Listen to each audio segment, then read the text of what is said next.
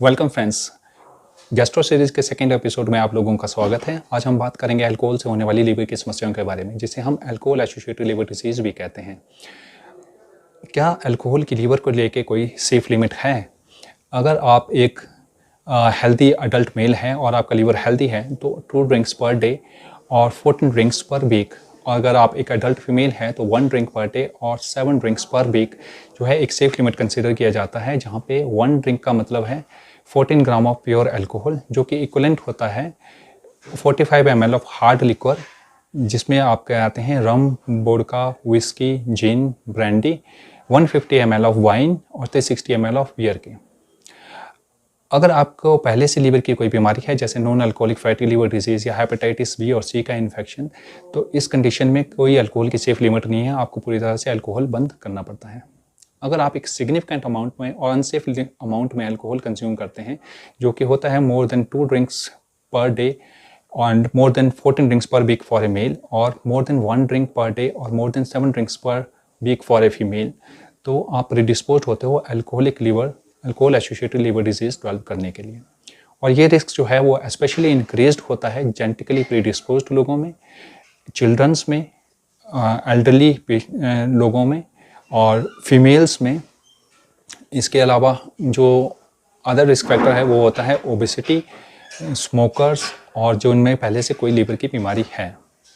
इसके अलावा जो ये रिस्क है वो पैटर्न ऑफ ड्रिंकिंग के ऊपर भी डिपेंड करता है।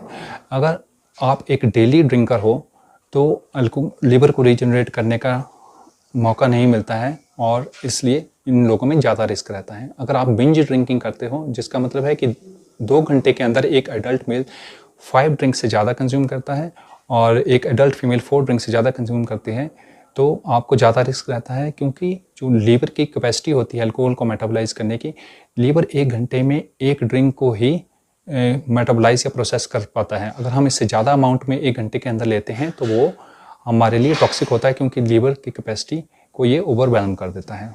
अल्कोहल जो है वो मेनली लीवर में मेटाबोलाइज होता है। अल्कोहल जो है आंतों से अब्जॉर्ब होने के बाद लीवर में पहुंचता है, जहाँ पे डिफरेंट एंजाइम्स के ऊपर एक्ट करते हैं और ये एसिटाल्डिहाइड में कन्वर्ट होता है। जो एसिटाल्डिहाइड है वो एक कार्सिनोजन है और लीवर के लिए टॉक्सिक रहता है, जिससे लीवर की इंजरी होती है और कैंसर के खतरे हमें रहते हैं।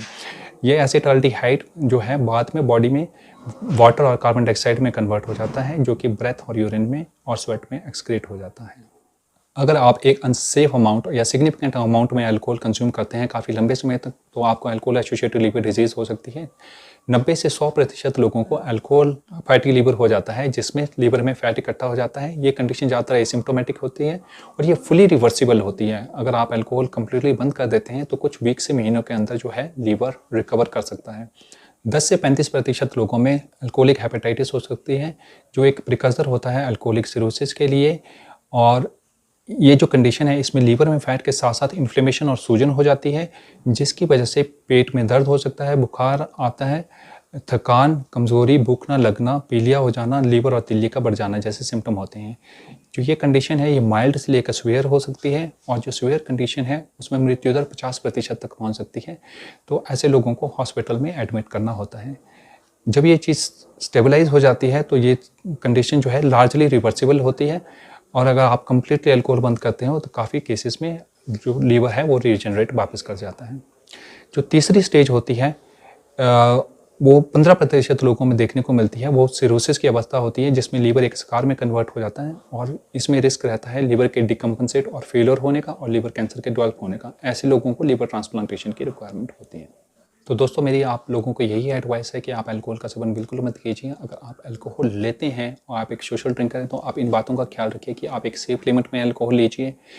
आप हमेशा खाना खाने के साथ अल्कोहल लीजिए, स्पेशली फैटी मील लीजिए जो अल्कोहल की एब्जॉर्प्शन को स्लो करते हैं। आप कार्बोनेटेड बेवरेजेस अवॉइड कीजिए जो अल्कोहल के एब्जॉर्प्शन को फास्ट कर देते हैं। आप प्रोटीन रिच और एंटीऑक्सीडेंट रिच डाइट लीजिए। आप साथ में स्मोकिंग मत करिए। आप एक्सरसाइज करिए, जिससे अल्कोहल का एक्सक्रीशन स्वेटिंग में हो सकता है।